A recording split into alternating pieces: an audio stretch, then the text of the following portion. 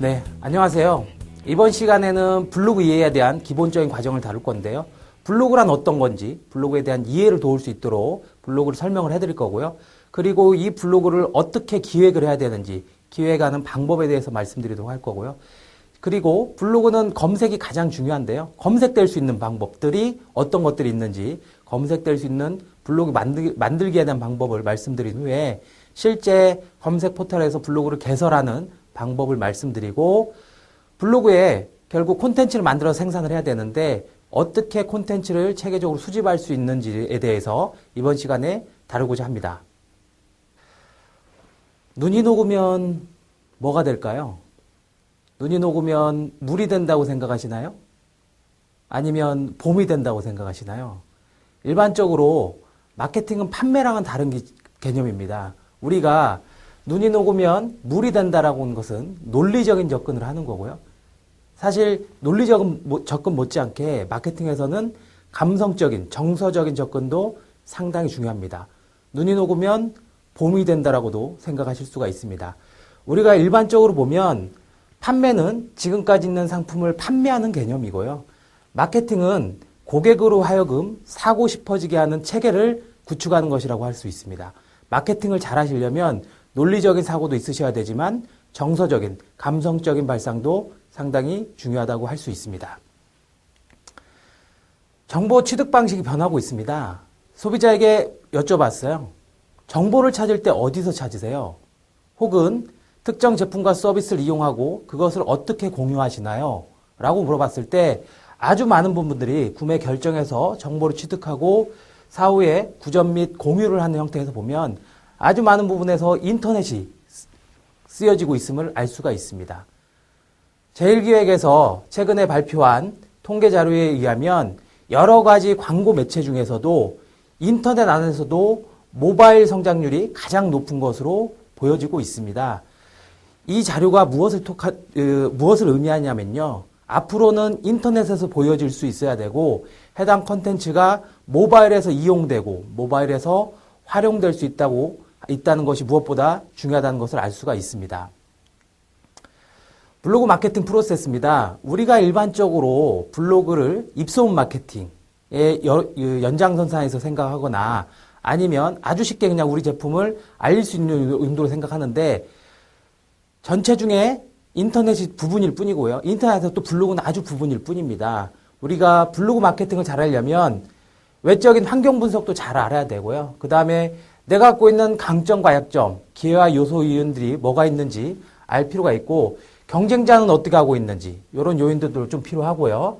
그리고 블로그 마케팅의 전략적인 방향을 결정한 후에 우선순위 결정을 하고 우리 회사나 뭐 개인이 될 수도 있고요. 기관이 될 수도 있는데 전략을 제대로 수립하셔서 실제 블로그 마케팅 실행 프로세스는 어떻게 고객을 유입시킬 것인가, 유입된 고객이 해당 콘텐츠를 통해서 어떻게 구매로 전환이 되게 할 것인가, 그리고 어떻게 재구매되게 할 것인가, 이게 블로그 마케팅 프로세스의 핵심이라고 볼 수 있습니다.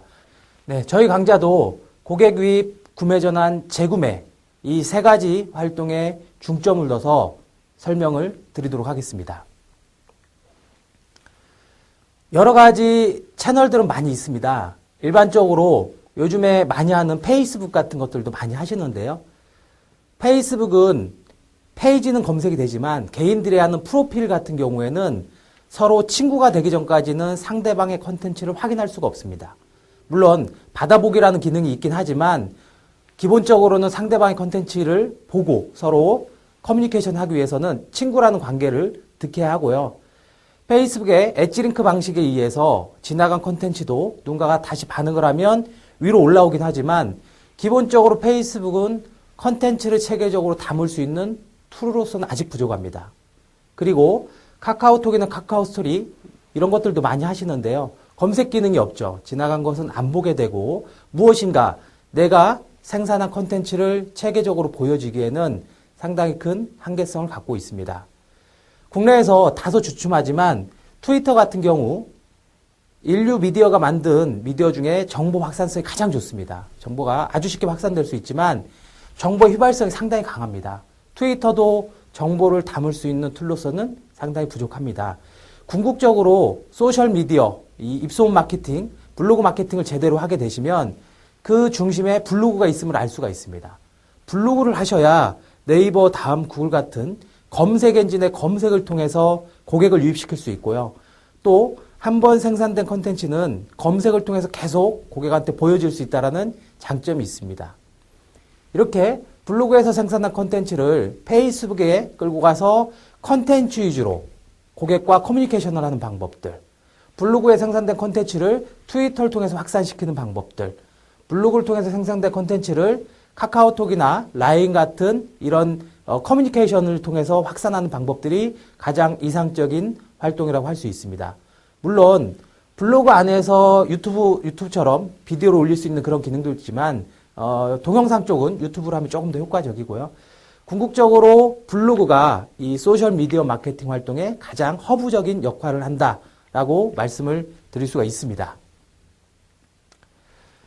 실제 LG전자와 풀무원, 경찰청처럼 아주 많은 기업들이 블로그를 통해서 자사의 제품과 서비스를 홍보하는 데 활용을 하고 있습니다.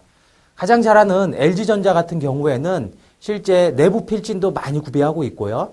외부 파워블로거라든가 이런 사람들을 확보를 해서 아주 컨텐츠